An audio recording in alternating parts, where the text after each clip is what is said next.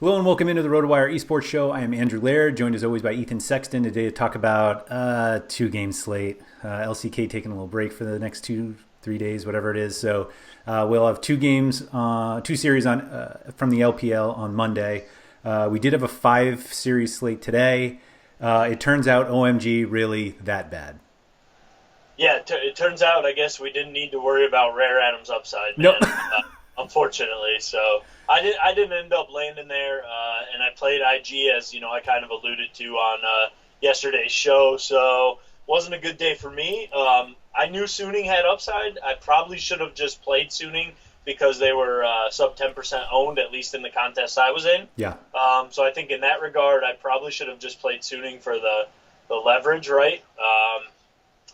But I did not do it. I mean, I knew Suning had upside. I just I didn't end up going that route, but it is what it is. Yeah. We did see LNG win. I feel like you intimated that was certainly a possibility, so that shouldn't be that surprising. A sweep, I guess. I mean, it happens. No. I mean, I liked LNG to win that series, but was worried about their what point totals we'd see, and really. The only player that really scored well was Light. I mean, Light had 2/3 of their kills in the series, was an absolute monster. So if you had him, you were doing good. So just a bad day for me in general because besides playing IG, I did play LNG with them, but I went with double mid, so I didn't have Light, which obviously was the guy you needed from LNG. So even if IG won, I don't think I was really staring at a great day or anything. So no big deal. I mean, yeah, but LNG, other than Light, you could get by without using them because they really didn't score that well other than him. And we did see Afrika good enough to make that one 2-1. That first one was 12-3. I saw kills in game one, and then getting reverse swept after that's a little tough for those who thought maybe Afrika would be able to get the upset there. Yep. Yeah, I had a couple buddies that were pretty upset with the Gen G. They won off the Gen G team slot, and they're like, of course they lose game one to Afrika. To freaking Afrika. There we go. There you go.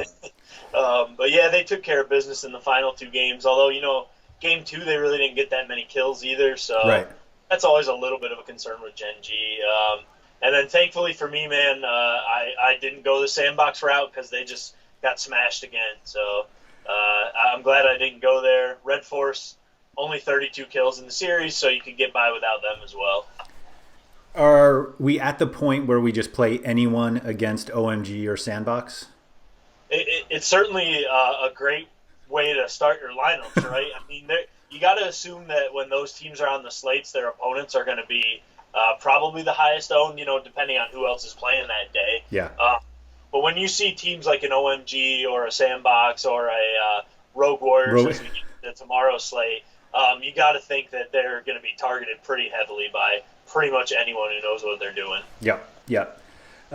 So speaking of tomorrow's slate, we've got Rogue Warriors are the biggest underdog I've seen yet, which really shouldn't be surprising when they're up against EDG. Right. And then we've got this kind of like toss-up between FPX and JDG. I feel like 2 weeks ago we would have felt a little differently about it. Like I feel like I would have been like, yeah, get me FPX, but they look like they're in trouble recently, and I don't know if I want to trust them at all. And the fact that they're not that expensive, that neither side's that expensive, like I think everybody's just going to try to do EDG, and then you could either flip that one or whoever from that other game, like. Yeah, I think we really don't have to spend time on the EDG Rogue Warriors at all. I don't think, EDG are still in first place. Rogue Warriors are at the bottom. If you're not trying to jam in for EDG, I think you're doing it wrong on this two-game slate. I think the only reason not to do that is to just get ownership leverage. If they don't smash into 2-0, it'll be extremely surprising. Yeah. If they lost, I'd have a coronary or something, I think. But if they don't smash into 2-0, it's going to be pretty surprising. So EDG 4-man, I mean, that's going to be the big way to go for most people tomorrow. They're going to look to jam in as much EDG as possible. But that second series is a tight one, man. I mean, my heart wants FPX to win, but my head is sort of leaning towards JDG. I mean, JDG have really righted the ship from some of their early season struggles.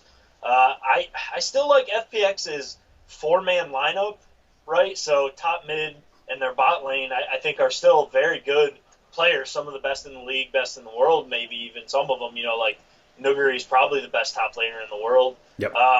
The issue here, man, is JDG have the players to stand up to him and not be run over in those roles where FPX are really shining. And then you've got a huge gap in the jungle. It's a little unfair to this Beishuan guy because he's only played one series, right? So I don't want to write him off completely after just one series. But Kanavi is one of the best junglers that in the league, right, in the world. So it's a pretty tall task for to ask Beishuan to really compete at the same level as Kanavi. I mean, FPX are still a good enough team that they could certainly win this series. But I hate to do it, man, because I really like this FPX team, but I gotta side with JDG. I think just FPX have been struggling against other top teams. The jungle role just looks like it's going to be a problem until either Beishuan can really take the reins and run, or if Tien, whatever's ailing Tien, if he can come back from whatever's ailing him and play at the level that he's played at in the past, I think they're going to be in trouble. Or if Bo just gets cleared of these match-fixing allegations, I think they could be good again, because he obviously did look good even as a rookie coming into the league. But tomorrow, I think I gotta side with JDG tomorrow, and they're cheaper, so you can really jam them in with EDG. I mean, they're only marginally cheaper, but I think that's the way to go. But I kind of feel like that's the way most people are going to go, right? So I don't think on a 2-game slate going EDG FPX is a bad way to go, because FPX have the upside to win this series, and probably at lower ownership than any team but Rogue Warriors would be my guess. Yeah, I think the fact that this game's basically that series is basically a toss-up to JDG FPX, that like you might as well take the cheaper side. Yeah, especially, and I agree with you. I think I kind of lean to JDG just because of the issues that FPX have been having recently. Yeah, for sure. It seems odd to me that we're going in and we're like, everyone's going to have EDG. They should smash. The leverage is obviously just to play Rogue Warriors, but they're such big underdogs that it's like it's almost not even worth it. So now you're like, well, how do I differentiate? And it's like, I guess the way to differentiate is use a EDG short stack, just because if somehow Rogue Warriors wins a game, and maybe whoever you put in your long one, JDG or FPX, then they sweep, then like that works out well. I think just like so many people are going to try to get 4 pieces of EDG, and there's a small part of me, and Rogue Warriors, there's nothing that we've seen from Rogue Warriors to think that they will go down without forcing a ton of kills. But like, there has to be more gameplay from JDG FPX. Like that one goes 3, then like maybe that game stack ends up paying off, because EDG really just doesn't have to do much against Rogue Warriors. Yeah, I think that, if you're gonna game stack one of these series, it's that one. It's the FPX JDG, but JDG just don't have the high kill total games in wins that we like compared to a Fun Plus or Edward Gaming. So if JDG are going to win the series, do they put up enough point totals to make a game stack pay off? I'm not 100% sure. That's fair. On these 2-game slates, the game stacks are way more viable than on other slates. Obviously, we've seen game stacks take down slates before, right? On these 2-gamers.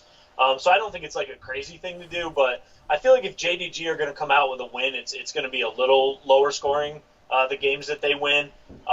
They have 20 kill upside, but they're just not getting there as consistently as a lot of these other top teams in the league, right? So I'm never like that hype about game stacks anyway, I guess. So, but yeah, it just feels to me like if JDG are the games that they're going to win, maybe they're not as high kill total, right? So,